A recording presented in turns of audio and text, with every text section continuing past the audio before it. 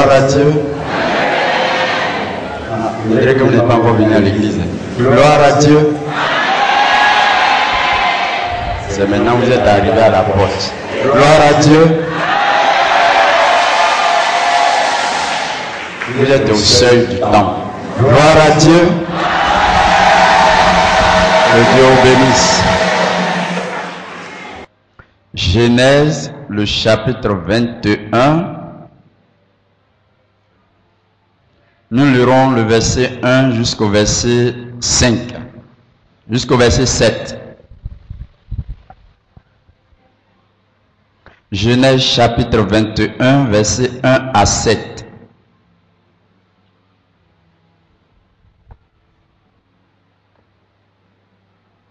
Si c'est trouvé, je lis. L'Éternel se souvint de ce qu'il avait dit à Sarah. Et l'Éternel accomplit pour Sarah ce qu'il avait promis.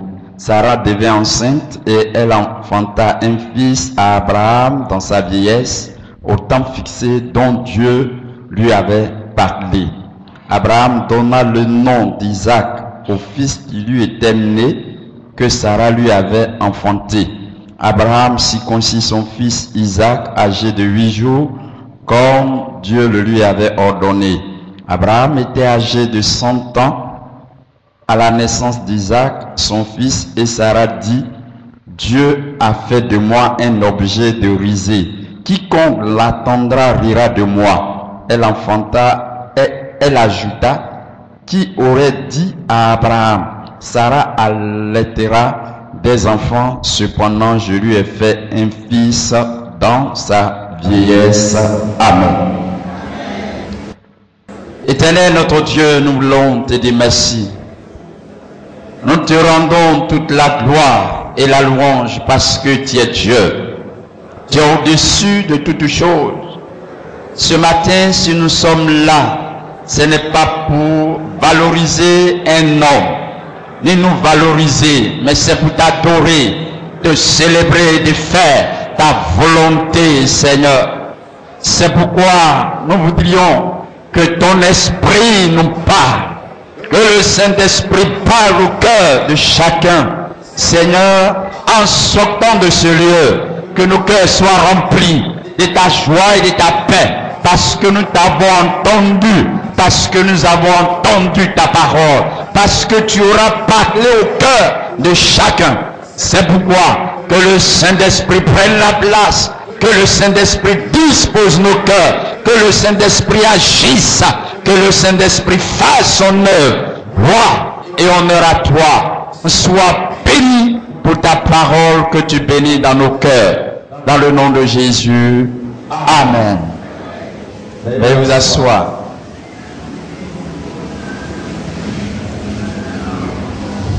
Ce passage que nous venons de lire nous parle de la naissance d'Isaac. L'histoire de la naissance d'Isaac commence depuis Genèse, le chapitre 12.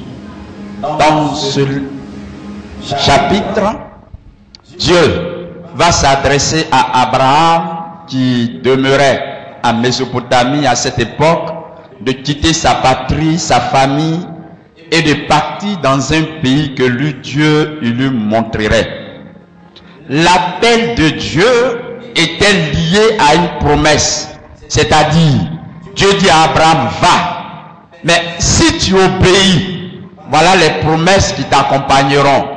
Je ferai de toi une grande nation et tu seras béni de toutes les nations. Ceux qui te béniront seront bénis, ceux qui te maudiront seront maudits. Tes enfants seront si nombreux qu'on ne pourra ni les compter ni les nombrer. Parce que si quelqu'un peut compter le nom du sable de la mer, alors tes enfants seront comptés. Mais nous savons que c'est impossible. Donc, Abraham va partir de la Mésopotamie pour aller au pays de Canaan. La Bible dit, dans Hébreux le chapitre 11, que Abraham s'en allait sans savoir où il allait. Mais par la foi, il est parti. Alléluia. Abraham, durant tout tout son parcours en allant à Mésopotamie, va rester attaché à cette promesse de Dieu. Abraham comptera sur Dieu pour réaliser cette promesse. Mais malheureusement, comme tout homme, il va arriver à un certain moment où Abraham et sa femme vont douter de Dieu. Au point que Sarah va demander à Abraham de prendre Agar, sa servante, pour faire un enfant à Abraham. Et Abraham voulait aider Dieu. Parce que nous les hommes, quand la promesse de Dieu tarde, nous cherchons à l'aider. Comme si Dieu n'était pas si puissant pour répondre à nos besoins. Donc nous trouvons des moyens humains pour l'aider. Donc Abraham et sa femme vont trouver ce moyen pour pouvoir aider Dieu à accomplir sa volonté ou sa promesse. Ainsi, Abraham va prendre Agar comme femme, comme une seconde épouse, pour mettre au monde Ismaël. Et la naissance d'Ismaël, nous savons l'histoire qui s'ensuit jusqu'à nos jours. Mais malgré l'erreur d'Abraham, Dieu avait un seul but: faire d'Abraham une grande nation. Pour cela, il fallait qu'Abraham ait un fils, un héritier, le vrai, pas celui qui a été choisi par l'aide d'un être humain, mais celui qui vient de lui. Et c'est ainsi qu'à un moment donné, où personne n'espérait et où, humainement parlant, l'homme ne peut pas croire à ces choses, Sarah, âgée de 90 ans, Abraham, âgé de 100 ans, vont mettre au monde un fils. Alléluia. Mais ce qui m'intéresse, c'est le temps mis entre la promesse de Dieu et l'accomplissement de cette promesse. Quand nous prenons l'âge d'Abraham, cela a duré environ 25 à 30 ans. Lorsqu'il a reçu la promesse et l'accomplissement, il y a eu 25 et 30 ans qui se sont écoulés. Ça veut dire que quand Dieu promet, ce n'est pas le même jour qu'il va l'accomplir. Alors le thème que je voudrais vous proposer, le souvenir de Dieu. Le souvenir de Dieu. Est-ce que nous avons affaire à un Dieu qui oublie, qui nous oublie?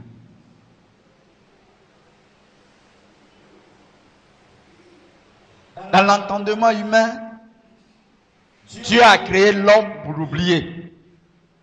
Et nous attendons des hommes dire, si Dieu existe, pourquoi je passe par telle ou telle épreuve? Les païens le disent, mais malheureusement, beaucoup de chrétiens aussi le disent. Est-ce que vraiment Dieu existe? Est-ce que vraiment Dieu se souvient de moi? Je me suis converti, j'ai abandonné le monde, j'ai abandonné le péché, j'ai tout abandonné pour donner ma vie au Seigneur. Mais je me rends compte que les épreuves se multiplient et je me rends compte que mes prières semblent ne pas être entendues par Dieu. Frère, est-ce que le Dieu que tu adores est un Dieu que tu oublies? Je peux t'affirmer ce matin que notre Dieu n'est pas un Dieu qui oublie. Alléluia. Alléluia. Le Dieu que tu adores n'oublie pas. Et il ne peut oublier. Parce que la Bible nous dit dans 1 Samuel chapitre 2, le verset 30. Le Dieu d'Israël, il ne sommeille ni ne dort. Alléluia. Celui qui ne sommeille et celui qui ne dort pas ne peut pas oublier. Donc Dieu ne t'a pas oublié. Il se souviendra de toi. Alléluia. Il se souviendra de toi. Le souvenir de Dieu. Quand nous lisons la parole de Dieu, nous remarquons que Dieu s'est souvenu de plusieurs personnes à qui il a fait des promesses, et même dans les circonstances les plus difficiles, Dieu va se souvenir d'eux. Il y a des personnes qui se sont adressées à Dieu parce que dans leur situation, ils n'avaient personne sur laquelle ils pouvaient s'appuyer, sauf Dieu. Et Dieu s'est souvenu d'eux. Alors ce matin, je voudrais que nous puissions voir rapidement ce dont Dieu s'est souvenu. Premièrement, Dieu se souvient de ses promesses. La Bible est remplie de toutes sortes de promesses. Quand nous prenons la parole de Dieu de la Genèse à l'Apocalypse, nous avons 319 promesses qui sont adressées aux chrétiens que nous sommes, aux enfants de Dieu que nous sommes. Nous avons 319 promesses. Et Dieu se souviendra de ces 300 promesses pour chacun de nous, pourvu que nous gardions la foi et que nous ayons la foi en ce Dieu. Dieu s'est souvenu de ses promesses faites à Abraham. Il a dit à Abraham, lève-toi, va de ta patrie, et je ferai de toi une grande nation. Dieu va se souvenir d'Abraham en permettant à Abraham d'avoir un fils. Le verset 1 du chapitre 19, 21 que nous avons lu dit, l'Éternel se souvint. Alléluia. Frère, Dieu va se souvenir de ses promesses à ton égard. Alléluia. Je ne sais pas, peut-être que Dieu t'a fait une promesse, mais ce que je peux te dire, Dieu va se souvenir de sa promesse faite à ton égard. Et puisque sa parole est remplie de promesses, chaque promesse, tu dois t'en approprier. Et si tu t'appropries de chaque promesse, Dieu se souviendra de toi. Le problème, c'est qu'on ne s'approprie pas des promesses de Dieu. Nous croyons que c'est d'autres personnes qui viendront pour permettre aux promesses de Dieu de se réaliser. Donc on court après les prophètes, Bon, moi j'ai l'habitude de le dire, hein. On a tellement de prophètes aujourd'hui, il y a tellement de... Je ne sais pas, bon. La Bible est simple, mais les hommes veulent la compliquer. Les noms que Dieu donne à ses serviteurs sont simples, mais les hommes veulent compliquer, veulent sortir de l'extraordinaire ou de l'ordinaire pour être extraordinaire. La Bible n'est pas extraordinaire, la Bible est ordinaire, mais inspirée de Dieu et simple. Alléluia. Approprie-toi des promesses de Dieu, sans courir après un prophète, sans courir après un papa spirituel, sans courir après une maman spirituelle, mais cours après les promesses de Dieu en t'en appropriant. Alléluia. Et chaque promesse sera réalisée pour toi. Dieu a promis à Abraham un fils. Et l'Éternel s'est souvenu de lui. Quand nous lisons Genèse chapitre 1, Jérémie chapitre 1, verset 12, il a dit, tout ce que l'Éternel dit, il veille sur sa parole pour l'accomplir.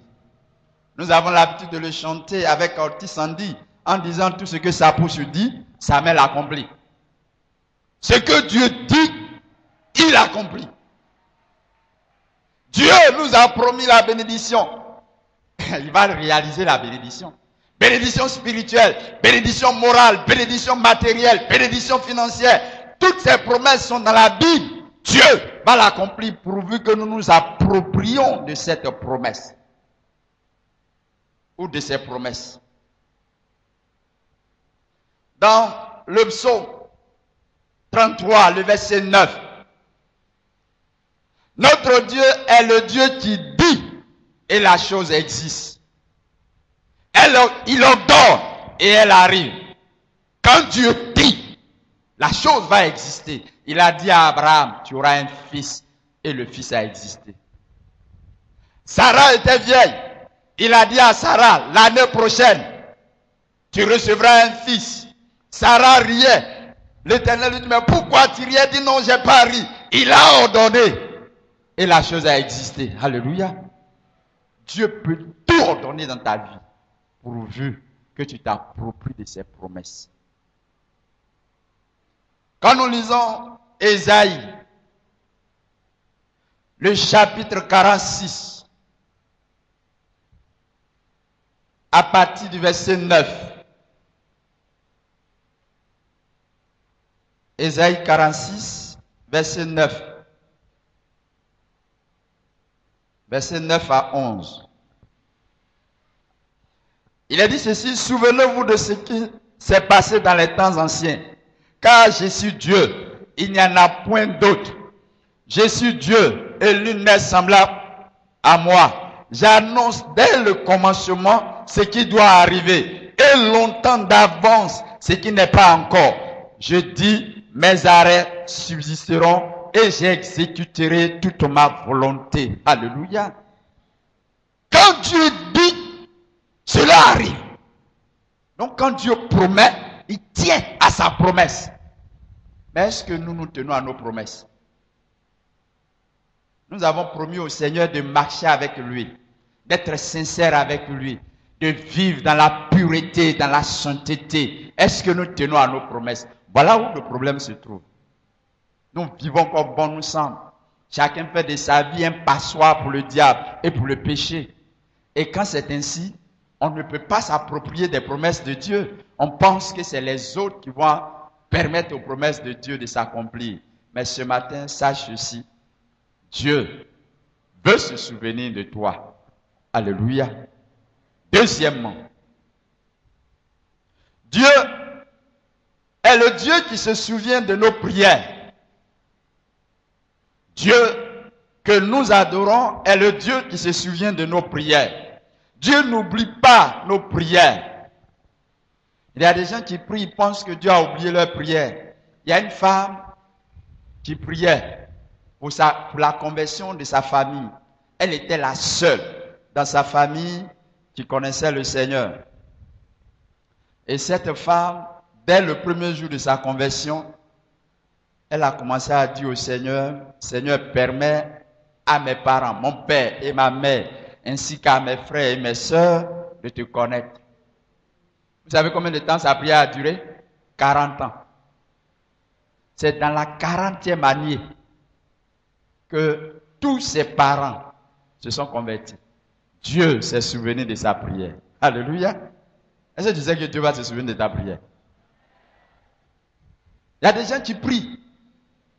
Je sais qu'il y a beaucoup ici ce matin qui ont demandé certaines choses au Seigneur, qui prient. Mais jusque-là, il ne sentit rien, il ne voit rien. Mais sache ceci, l'Éternel va se souvenir de toi. Il va se souvenir de ta prière. Dieu s'est souvenu de la prière de Anne. Quand nous lisons dans 1 Samuel, le chapitre 1, verset 19. Mais quand nous commençons à partir du verset 9, sinon même au verset 1, Anne était mariée à un homme pieux, Elkanan.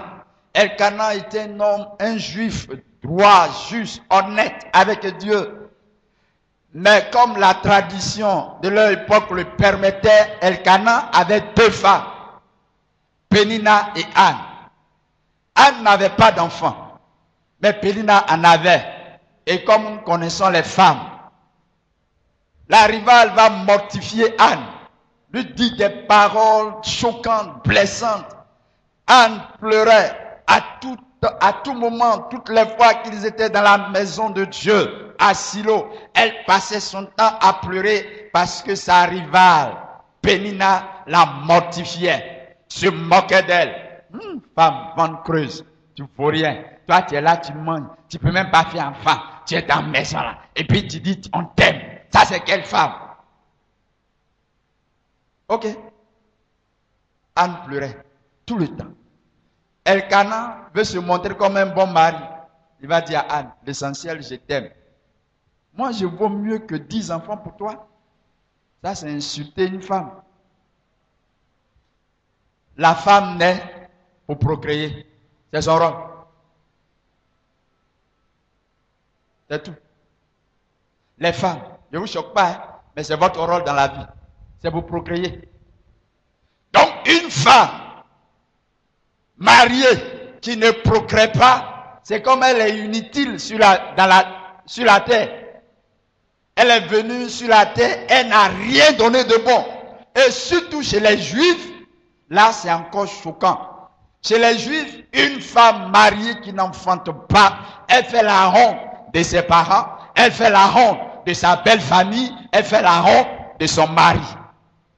C'est pourquoi Elkana, voulant remonter sa femme, lui dit, moi je vaux mieux que 10 enfants pour toi. Mais Elkana ne pouvait pas valoir mieux que 10 enfants. Puisque Anne avait en face d'elle une rivale qui se moquait d'elle. Au lieu de pleurer, elle s'est levée. Elle est allée au temple pour dire, Seigneur, souviens-toi de moi. Alléluia. Souviens-toi de moi. Anne est partie. Elle a commencé à pleurer devant le Seigneur en disant au Seigneur, si tu daignes me donner un fils, cet enfant te sera consacré toute sa vie. Elle priait dans le temple auprès d'un poteau du temple en pleurant. Et le sacrificateur Élie, le souverain sacrificateur Élie, l'a regardé et dit, femme, fais passer ton vin. Jusqu'à quand seras-tu enivrée? Elle a dit, non, ne prends pas ainsi mon Seigneur. Ta servante n'a bu ni vin ni boisson enivrante, mais c'est la douleur de mon cœur qui m'a fait parler jusqu'à présent. Alors il lui dit, va, et que l'Éternel exauce ta prière. Dans le verset 19, il est dit, l'année suivante, l'Éternel se souvint de Anne. Alléluia! Il y a une femme ici qui n'a pas d'enfant. Dieu va se souvenir de toi. Dieu va se souvenir de tes prières. Il y a une sœur qui était venue me voir il y a au moins 10 ans en arrière. Après son mariage, elle ne faisait pas d'enfant. Et puis, pendant la crise que le pays a connue, elle a fui, elle est venue à Abidjan, elle habitait le quartier où j'étais. Et un soir, elle vient me voir pour me dire, pasteur, le Seigneur dit de venir te voir pour que tu pries pour moi, pour que j'ai un enfant. Je dis, ah, ça là, moi j'ai un principe, hein. Quand quelqu'un vient me dire, Dieu m'a parlé là, je ne mets pas ma bouche dedans. Parce que quand Dieu lui parlait, je n'étais pas là-bas. Je ne sais pas ce qu'ils se sont dit. Moi, je vais mettre ma bouche dedans, je vais me poser à Dieu. Si c'est vraiment Dieu qui t'a envoyé, il n'y a pas de problème. J'ai prié pour elle. Et je lui ai dit, tu viens chez moi à la maison, tous les lundis, nous allons prier. Et elle venait tous les lundis chez moi à la maison. On a prié, on a prié, on a prié. Et puis bon, quand la situation s'est calmée, elle est repartie avec son mari. Là où on les avait affectés aujourd'hui, où je vous parlais, elle a 3 enfants. Dieu se souvenir d'elle. Dieu se souviendra de toi. Parce que le Dieu que nous prions se souvient de nos prières. Alléluia. Dieu n'oublie pas tes prières. Il y a des gens qui pensent que Dieu a oublié leurs prières. Il y a un frère qui, pendant qu'il était en train de chercher du travail, les portes étaient fermées pour lui. Là où il va, on ne se souvient même pas de lui. Et un jour, il est parti au temple. Il dit, Seigneur, mais on dirait que tu as oublié mes prières. Et puis le dimanche, pendant le culte, il y a une prophétie qui sonne pour lui dire, ton Dieu n'oublie jamais ce qu'il entend. Alléluia. La semaine qui a suivi, là, il a eu du travail. Parce que Dieu n'oublie pas nos prières. Souvent, nous pensons que Dieu nous oublie. Luc, chapitre 1, verset 13. Nous avons là l'histoire du sacrificateur Zacharie et de sa femme Élisabeth. La Bible dit, les deux étaient pieux, observant d'une manière irréprochable la parole de Dieu, mais ils n'avaient pas d'enfant. Zacharie servait Dieu de tout son cœur. Et le jour où Zacharie est rentré dans le temple pour aller faire les sacrifices, un ange de Dieu lui apparaît. Zacharie fut effrayé. L'ange lui dit, non, ne sois pas effrayé. Zacharie, ta prière a été exaucée. Ta femme, Élisabeth, t'enfantera un enfant et tu lui donneras le nom de Jean. Alléluia. Ta prière a été exaucée. Dieu va exaucer ta prière. Car Dieu n'oublie pas nos prières. Quand nous lisons dans Actes, chapitre 10, versets 3 à 4, il s'agit là de Corneille, un païen, qui aimait Dieu, qui priait Dieu à sa manière, qui faisait beaucoup de mots. Et puis, pendant qu'il était chez lui en prière, un ange de Dieu lui apparaît. Et l'ange lui dit, Corneille, tes prières et tes aumônes sont montées jusqu'à Dieu. Et l'Éternel s'en est souvenu. Alléluia. Dieu se souviendra de tes prières que tu lui as adressées. Quel que soit le temps. Ça peut durer 2 ans, 3 ans, 4 ans, 5 ans, 10 ans, 15 ans, voire 50 ans. Mais une chose est sûre, Dieu s'en souviendra. Alléluia. Troisièmement, Dieu se souvient de nous dans nos épreuves.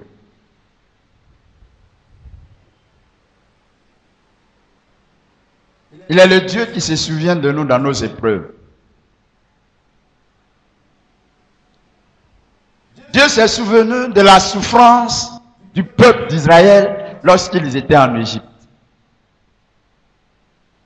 Dieu avait promis à Abraham qu'il aurait un peuple nombreux. Effectivement, les Israélites étaient devenus nombreux. Et pendant que Joseph était premier ministre en Égypte, il va faire venir sa famille auprès de lui et les installer dans la contrée de Golan. Là-bas, ils vont se multiplier, se multiplier, se multiplier. Ils étaient devenus si nombreux qu'il y a un pharaon qui s'était levé, ne connaissant pas Joseph, va conduire le peuple d'Israël dans l'esclavage. Pendant près de 430 ans, Israël sera en esclave. Mais un jour, un des enfants israélites va naître, du nom de Moïse. Il sera recueilli par la fille de Pharaon. Et quelques années après, Moïse avait 40 ans. Il est allé voir ses frères en esclave en train de souffrir. Moïse a essayé, de manière humaine, à les sauver. Malheureusement, il va tuer un Égyptien et il va fuir dans le désert. Dans le désert, il va passer encore 40 ans. Et au bout de la 40e année, Dieu va se révéler à lui. Pendant qu'il faisait perdre le troupeau de son beau-père Jéthro, Moïse va voir un buisson tout en feu, mais le buisson ne se consumait pas. Il s'approcha du buisson, et du buisson, une voix se fit entendre en disant, Moïse, Moïse, la terre sur laquelle tu te tiens est une terre sainte. Ôte tes sandales. C'est ce que Moïse va faire. C'est pourquoi vous avez aujourd'hui là, il y a des gens, ils ôtent leurs sandales là. C'est ça. Vous les connaissez, non? Christianisme terrestre. Ils ne sont pas au céleste, ils sont en terre ici. Ils enlèvent leurs sandales. C'est à cause de ce passage là. Moïse enlève ses sandales. Il s'entretient avec Dieu. Mais dans l'entretien, voilà ce que Dieu lui dit. Exode 3, verset 7 à 10. Dieu dit, j'ai vu la souffrance de mon peuple et je suis descendu pour le sauver, car je me suis souvenu d'eux. Alléluia. Oh, il y a des frères quand ils sont en train de souffrir. Non, mais ils n'aiment pas. Est-ce que Dieu me voit même? Non, mais je ne sais pas. Est-ce que Dieu me voit même? À tout moment, il y a une soeur qui est allée voir ma femme pour dire, maman, cette année-là, si Dieu ne fait rien pour moi, moi-même je vais l'aider. Mais qu'est-ce que tu veux que Dieu fasse pour moi? Il me dit, depuis que je suis dans l'église là, il n'y a même pas un frère même qui me dit bonjour. Donc s'il n'y a pas de frère, il y a les... ceux qui sont au dehors là-bas. les Égyptiens qui sont là. Donc aussi cette année-là, Dieu ne fait rien là. Ah, en tout cas, moi, je trouve une solution. Donc, elle voyageait pour aller voir sa soeur qui était malade. Et dans le cas, c'est dans le cas qu'elle priait comme ça. Elle a voyagé. Elle est revenue. Elle qui pensait que Dieu l'a oubliée dans sa souffrance, elle est revenue le même soir. Il y a un frère dans l'église qui est allé dire un bonsoir fraternel. Alléluia. Un bonsoir fraternel. Et le bonsoir fraternel a commencé à se transformer en bonsoir d'amour. Elle vient voir ma femme et dit, ah Dieu là, il entend nos prières. Hein. Alléluia. Dieu se souviendra de toi. Souvent quand nous sommes dans la souffrance, nous pensons que Dieu ne nous voit pas. Mais Dieu te voit. Dieu voit ta souffrance. C'est pourquoi souvent je dis, frère, quand vous êtes en train de prier là, ne dis pas, Seigneur, tu vois, il voit ça déjà. Il a dit à Moïse, j'ai vu la souffrance de mon peuple et je suis descendu pour le délivrer. Alléluia. Car je me suis souvenu d'eux. Quand tu pries là, il ne faut pas dire, Seigneur, tu vois, il voit ça déjà. Il faut dire, Seigneur, il faut faire. Il y a un pasteur, un jeune pasteur dans un pays là, un pasteur stagiaire. Il était à l'école avec sa femme. Et puis, madame était en train de travailler, était en travail parce qu'elle était enceinte. Il avait fait un peu de charbon. On lui avait demandé de l'argent, je crois 15 ou 20 000 francs pour l'accouchement de sa femme. Il n'avait pas l'argent. Donc, comme il avait charbon, il a mis charbon sur son vélo. Il a commencé à parcourir la ville. Charbon, charbon, charbon, charbon. Ce jour-là, il n'y a même pas quelqu'un qui lui a dit bonjour. Il a parcouru la ville jusqu'à... Il n'y a même pas quelqu'un qui a acheté son charbon. Oh, on l'attendait pour que sa femme puisse accoucher.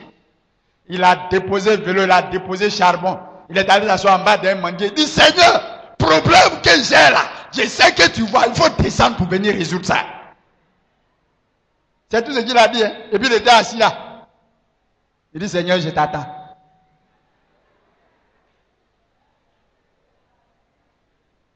Dix minutes après, il dit, Seigneur, j'ai fini de parler, je t'attends. Il était assis en bas de mon lit. Et puis, il y a un frère qui était dans sa voiture qui passait. Il a vu le pasteur qui est assis en bas du manquier, vélo à côté, charbon à côté. Il s'est arrêté. Il dit, mes frères, il y a quoi? Il dit, problème que j'ai là. L'homme ne peut pas résoudre. Il dit à Jésus de descendre. Aujourd'hui, là. Il dit, c'est quel problème? Il dit, ma femme est en train d'accoucher. J'ai pas l'argent, j'ai pris charbon, je me suis promené. Personne ne m'a dit bonjour. Donc, je l'attends. Il dit, ah bon, le frère met sa main dans sa poche, il lui donne 50 000, alors qu'il avait besoin de 20 000. Dieu est descendu. Alléluia. Dieu va descendre pour ton cas ce matin. On va se tenir debout. On va se tenir debout.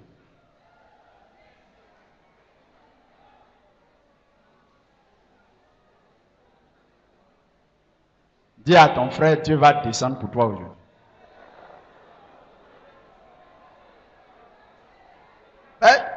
On est là, tu vois, il voit. Mais il veut qu'il descende. Qu'il se souvienne de nous. Ensemble, nous allons prier. Tu vas dire, Seigneur, souviens-toi de moi. Souviens-toi de mes prières. Souviens-toi de mes épreuves. Et descends pour exaucer ma prière. Ensemble, nous prions le Seigneur.